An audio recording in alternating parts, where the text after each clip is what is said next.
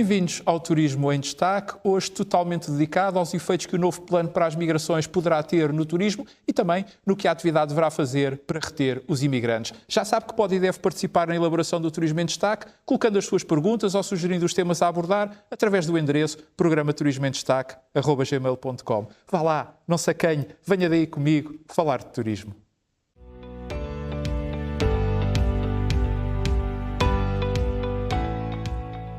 A questão dos recursos humanos, ou se quisermos da falta de trabalhadores, é uma daquelas que mais impacta e preocupa o turismo, ou nós estivéssemos nós a falar de uma atividade económica de mão de obra intensiva. Daí que a apresentação por parte do Governo de um novo plano de ação para as migrações tenha suscitado que me tenham sido dirigidas muitas perguntas, muitos pedidos de esclarecimento, muitas sugestões de abordar esta temática, todos eles remetidos para o endereço que está aqui a passar em rodapé, programaturismoemdestaque@gmail.com, e que naturalmente agradeço. Aliás, foi exatamente este o propósito que presidiu à criação deste endereço, para que possa colocar as suas perguntas, só sugerir os temas que aqui gostaria de ver abordados. Por isso, vale a pena repetir e reforçar, use e abuse do endereço programaturismoemdestaque@gmail.com. A sua participação é muito importante e é fundamental.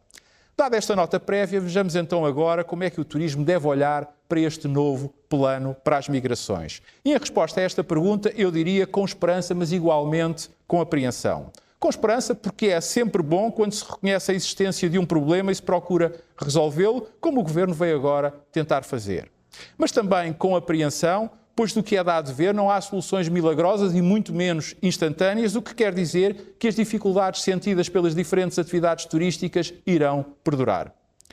Dito isto, igualmente também convirá referir que o maior dos problemas de fundo que está na origem de toda esta situação, não apenas em Portugal, mas por essa Europa fora e em grande parte por todo o mundo ocidental, é a demografia. As nossas sociedades estão a envelhecer. E se isso por um lado é bom, pois prova que as condições de vida melhoraram e a ciência progrediu, por outro lado também indicia que nem tudo está bem, porque se estivesse, tal refletir-se-ia na natalidade, isto é, as pessoas fariam filhos. Embora isto não seja uma situação homogénea, o facto é que se nada for feito, em 2050 Portugal será o 6º país mais envelhecido do mundo. Ora, um país envelhecido é uma economia sem força de trabalho. E, nesse sentido, quem mais necessita de trabalhadores, como acontece com o caso do turismo, é quem mais sai penalizado. Portanto, eu tenho para mim que não há nem haverá plano para as migrações que resulte sem que, em primeiro lugar, ou pelo menos que o mesmo não seja acompanhado por um plano para a natalidade. Em paralelo, e olhando exclusivamente ao que se tem passado no nosso país, se a atração de imigração, nomeadamente no que respeita à sua legalização e à sua integração, já não estava bem no tempo do CEF, do Serviço de Estrangeiros e Fronteiras, com a extinção daquele organismo e a criação da AIMA, a Agência para a Integração, Migrações e Asilo, a par de um conjunto de alterações legislativas com o objetivo de promover a imigração para o nosso país, mas que acabaram, no fundo, por criar e originar falsas expectativas de facilidade para uns e estimular a exploração fácil de muitos dramas humanos por outros, motivando a que, tudo somado, tenhamos presentemente um verdadeiro caos que abrange cerca de 400 mil imigrantes à espera de legalização e acolhidos em Portugal de forma nada condizente com os pergaminhos turísticos da nossa afamada hospitalidade. E como se tudo isto por si só não fosse preocupante, o plano que agora o Governo veio apresentar não consubstancia verdadeiras soluções, já que se limita a elencar situações, decisões e até medidas as quais ainda não têm conteúdo ou substância prática. Infelizmente, esta ânsia de anunciar parece ser um mal que tem vindo a contagiar todos os últimos governos, que se esquecem do que dizem pretender fazer ou daquilo que anunciam. À entrada em vigor dessas mesmas opções, há por vezes um tempo muito grande, onde, a miúde, o ímpeto se perde ou o objetivo do anúncio se distorce, acabando o resultado por não corresponder àquilo que inicialmente foi prometido. Esperemos sinceramente que este não seja mais um desses casos. Vejamos então agora alguns exemplos deste novo plano e dos problemas com que o turismo se poderá vir a defrontar. De agora em diante, só poderá emigrar para Portugal quem tenha previamente um contrato de trabalho, algo que tem lógica e que até faz todo o sentido, sobretudo para proteger quem emprega e quem para cá vem ou pretenda vir. Contudo, não menos verdade é que toda esta situação também pode dar asa à adaptação das redes de tráfico humano, que facilmente poderão criar empresas turísticas de fachada para servirem os seus pérfidos interesses e de se aproveitarem de quem queira lutar por melhores condições de vida para si e para os seus. E as medidas fiscalizadoras anunciadas parecem ser manifestamente insuficientes. Igualmente, pretende o Governo que a nossa rede diplomática funcione como uma espécie de guarda avançada de todo o processo, mormente presente em locais considerados como prioritários. Ora, este é um bom exemplo, até porque não é a primeira vez que é tentado, de como há uma certa ingenuidade em todo este processo. É que quer queiramos, quer não, dificilmente a nossa rede consular disporá dos meios humanos e técnicos para cumprir com este objetivo. A menos que se esteja a pensar num ou noutro caso em concreto para poder vir a ser apontado a posteriori como sendo um sucesso. A isto acresce que a nossa estrutura diplomática por esse mundo fora não é nem de perto nem de longe das mais vastas, o que vai obrigar a que tenhamos que contar com a colaboração de outros países membros do espaço Schengen, que terão que validar, entre outros, contratos de trabalho feitos de acordo com a legislação portuguesa, dado que a alternativa é acabarem por remeter todo o processo para uma entidade que Portugal lhes venha a indicar, o que se antevê como mais uma fonte de problemas, complicações e demora. Aliás, a prioridade que o Governo pretende estimular para quem é originário da CPLP, da Comunidade de Países de Língua Portuguesa, que, note-se, não é nova, já veio demonstrar que mesmo nesses países irmãos, onde a língua é comum, a nossa rede diplomática não consegue dar resposta. É que em todos estes casos estamos sempre a falar de muitos, mas mesmo muitos, milhares de pessoas. Para não ser exaustivo, uma última referência daquelas que preocupam muitas empresas turísticas e que tem a ver com a urgente regularização ou resolução dos cerca de 400 mil processos pendentes, já que muitos deles se encontram legalmente a trabalhar e a pagar impostos, quer por parte dos trabalhadores, quer por parte dos empregadores. Avança ao Governo que irá criar uma estrutura de missão dotada de meios extraordinários para resolver rapidamente todas estas pendências. Seria bom que fosse quantificado o rapidamente, pois tal está a causar muitos problemas aos envolvidos, que com o passar do tempo agravar-se-ão. Há muitas empresas turísticas que dependem destes trabalhadores, que dependem destes imigrantes para manterem as suas portas abertas. E nem sequer vou aqui entrar pela questão do congestionamento das nossas fronteiras aeroportuárias, nomeadamente dos aeroportos de Lisboa e de Faro, que todos os dias e na época alta, a quase todas as horas, tomam a imagem da forma como acolhemos e nos despedimos daqueles que cá vêm ou vieram gastar o seu dinheiro e criar riqueza e progresso económico, em que o Governo manifesta a intenção de adotar medidas, as quais não vão além do habitual processo de intenções que todos já ouvimos por diversas vezes. Em conclusão, seria bom e seria também útil que com urgência o Governo venha a dar forma e corpo a estas e a muitas outras questões ligadas com este novo plano para as migrações, para que a esperança de todos, imigrantes, nacionais e agentes turísticos, não seja uma vez mais engolida pelo oceano dos anúncios.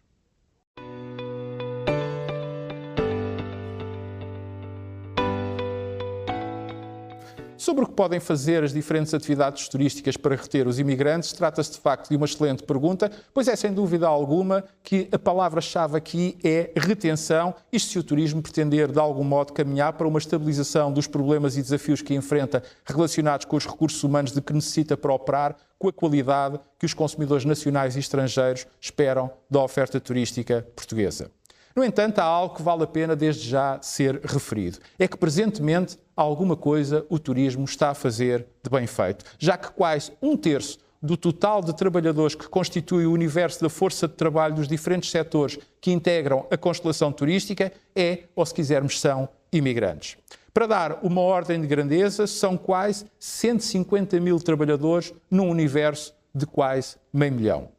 É verdade que muitos deste aparente sucesso está ancorado em trabalhadores oriundos da CPLP, o que significa uma maior facilidade ao nível da língua e da cultura, mas também representa uma fragilidade, já que muitos desses países têm uma forte diáspora por essa Europa fora, o que implica que hajam países europeus que lhes ofereçam muito melhores condições de vida, como é o caso de melhores salários, o que, como aqui já tive a oportunidade de alertar em anteriores episódios, leva a que essas pessoas, mal vejam a sua situação regularizada, aproveitem a mesma para se movimentarem dentro do espaço Schengen, indo ou optando por onde encontrem melhores condições para viver. Esta situação aplicada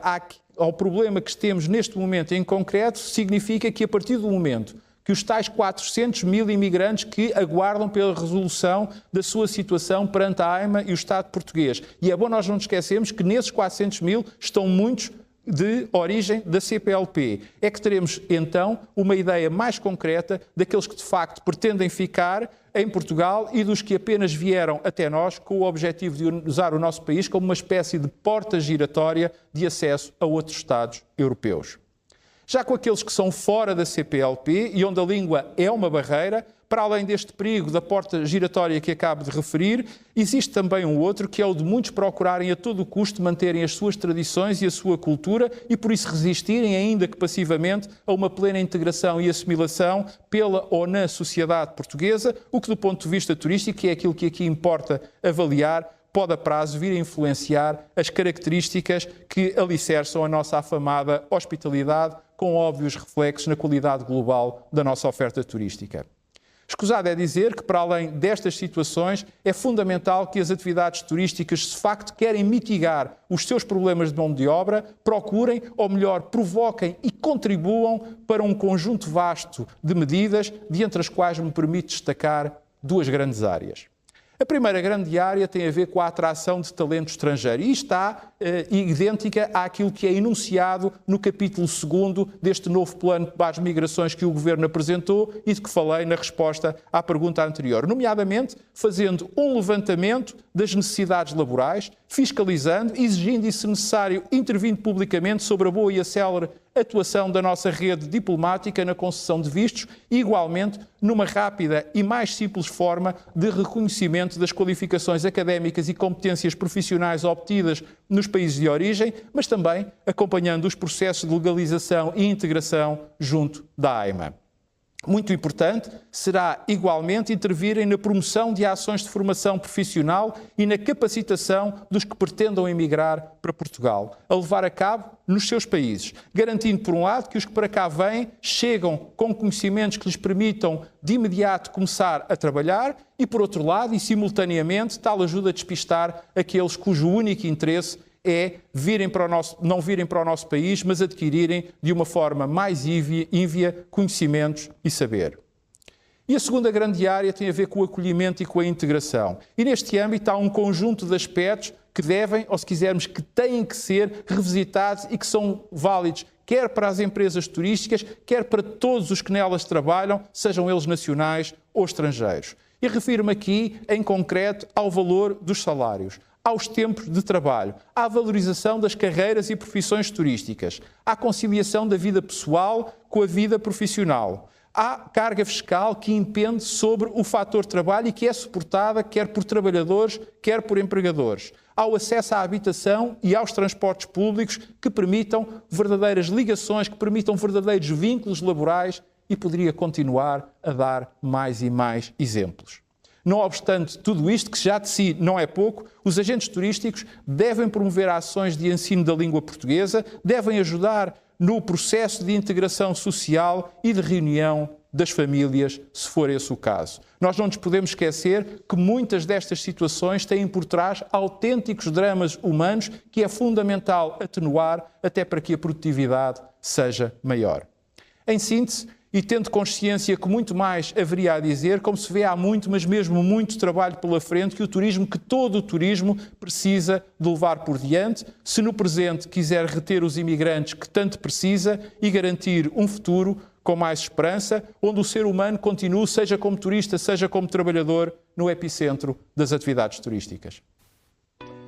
Voltamos a ver-nos para a semana. Até lá, saúde, paz. O Estado do Rio Grande do Sul continua a precisar da nossa solidariedade. Recorde que pode colocar as perguntas que deseja ver respondidas ou sugerir os temas que gostaria de ver abordados através do endereço programa-turismoemdestaque@gmail.com. E se ainda não o fez, não perca a oportunidade e subscreva gratuitamente o meu canal. Para isso basta carregar no botãozinho preto que diz subscrever aqui mesmo por baixo da minha imagem, para dar a sua opinião, para partilhar ou simplesmente para ver ou rever os meus comentários.